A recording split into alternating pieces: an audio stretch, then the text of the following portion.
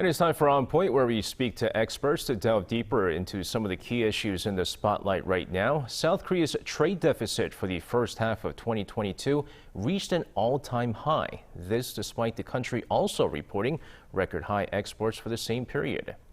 With surging energy prices, will South Korea be able to recover from its deficit? And how will trade with our neighbouring countries look moving forward?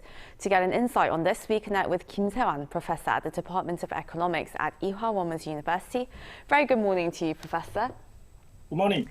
And well, first off, considering the record high trade deficit in the first half of this year being mainly due to the sky-high energy prices, are the figures a major concern for the country? Well, the Korean economy is the 10th largest one in the world in terms of GDP. So Korean economy has a buffer against short-run shocks like trade deficits for 3 months.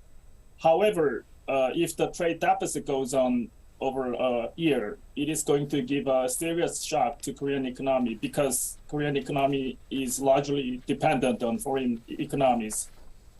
During the first 6 months of this year, the Korean export reached an all-time half-year high, but skyrocketing energy prices and the trade deficit of 10.3 billion US dollars, which is the highest figure for any first half period. So I guess on the bright side, though, just based on the record high export figures for the first half, what kind of prediction would you make for the trade front in the country in the second half? I have to say that Korea's exports are still robust. All major export items from memory chips to automobiles are all doing well. Actually, exports rose 5.4% on year in June on solid demand, particularly for memory chips and petroleum products. So high global energy prices of crude oil and LNG made the trade deficit for the third consecutive months. But the situation could be changed sooner or later.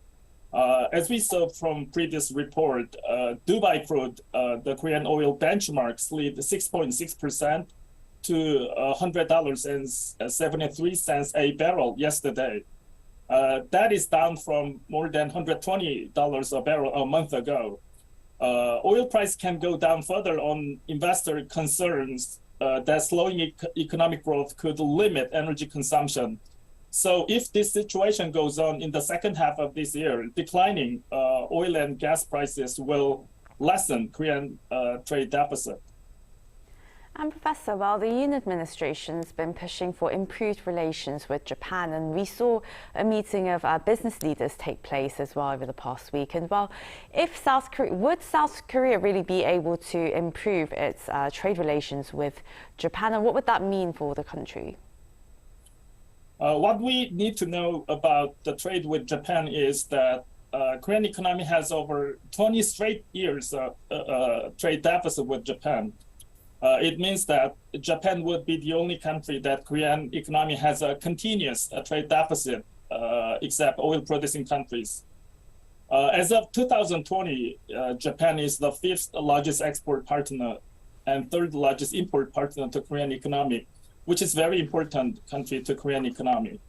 And if we take a look at the big picture of the trade between Korea and Japan, Japan provides high-tech key parts and materials to Korean companies, high-tech final products like memory chips, automobile and smartphone, and so on. So the economic relation between the two countries is helping each other relationship or complementary relationship.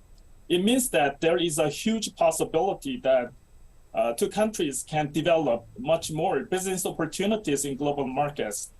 But before that, actually, export restrictions to Korean economy on key materials in chip production, which was imposed by Abe administration in 2019, should be lifted.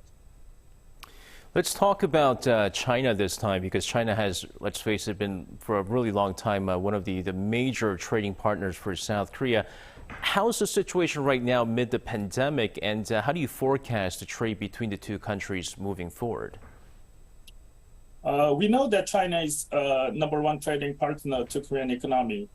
About 25% of Korean export go to China, and 22% of Korean imports come from China. So for the last 20 years, actually, Korean economy has been much benefited from China. For example, in 2020, which is the first year of COVID pandemic outbreak, Korean exports began to pick up rapidly due to Chinese economic recovery from pandemic. Since then, exports to China became one of the strongest momentum to revive Korean economy. But as of now, Korean economy faces serious uncertainties in trading with China over the conflicts between US and China for gaining the global hegemony. It is going to be a serious challenge to Korean economy in expanding trade with China. So there should be a careful and balanced trade strategies between US and China. Well, thank you very much for your insights today, Professor Kim. We hope to speak to you again soon. Thank you for having me today.